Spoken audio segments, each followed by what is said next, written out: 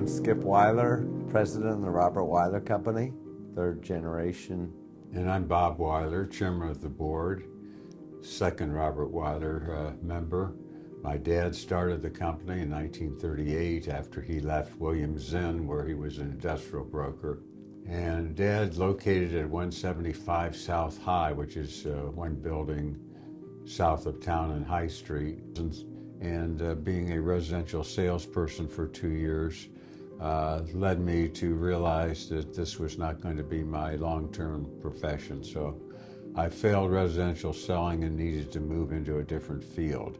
So the big turning point in my real estate career took place when I was fortunate to have a member of the Appraisal Institute, of which there were just a few, take me under his wing and allow me to become a real estate appraiser. And then the next big step for the company took place in 1985, and that was the year that my son Skip joined us.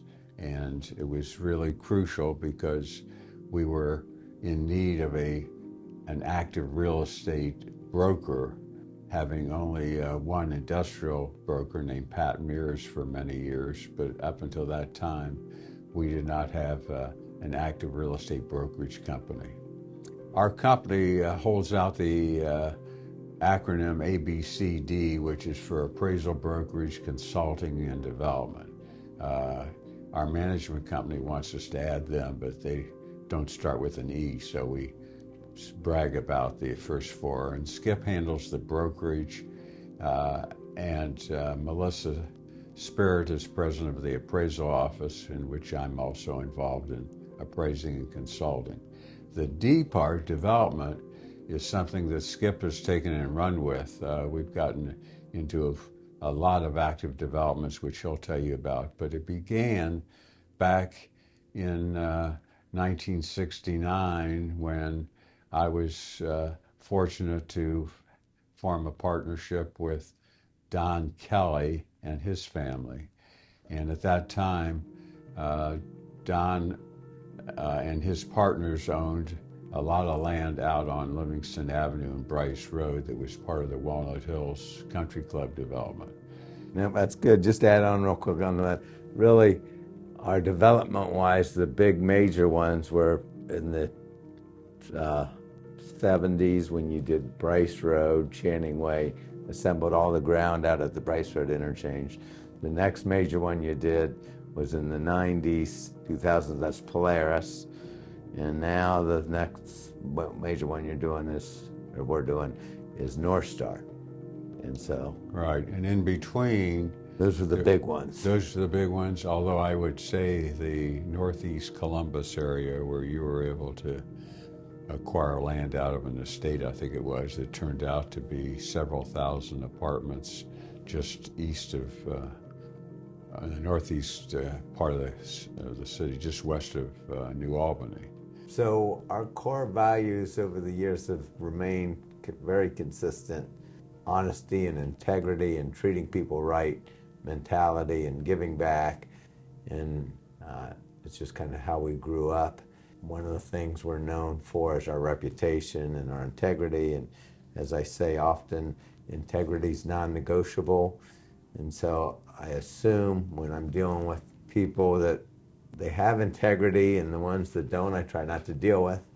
But our values over the years have been basically building relationships with people, helping people, treating people right, being extremely honest, and understanding the market. And that's why people have continued to use us over the 90 years. And that's because of the understanding that they know they're going to get a quality answer without any of the outside influences. They're going to know they'll get a real answer on the market. That's basically over the 90 years, what we've done is help people, care about people, and give back. So real estate is so slow and so cyclical, and so I say we'll change at any time, but there's never sharp turns, rarely. The sharp turn was COVID, and that was not really a sharp turn, that was a crash. And so that changed everything, And in my mind, it gave me the realization for me and our company to focus on two areas, and that is apartments and land. And the reason I realized that throughout COVID was you have a crash, retail was going, it was bad. I didn't know what was going to happen. Nobody did.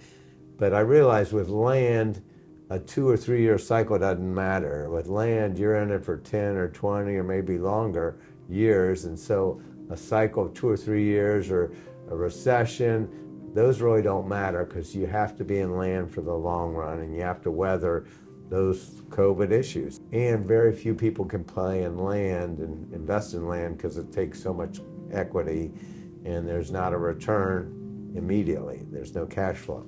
And so we like doing that, and that was one of the realizations.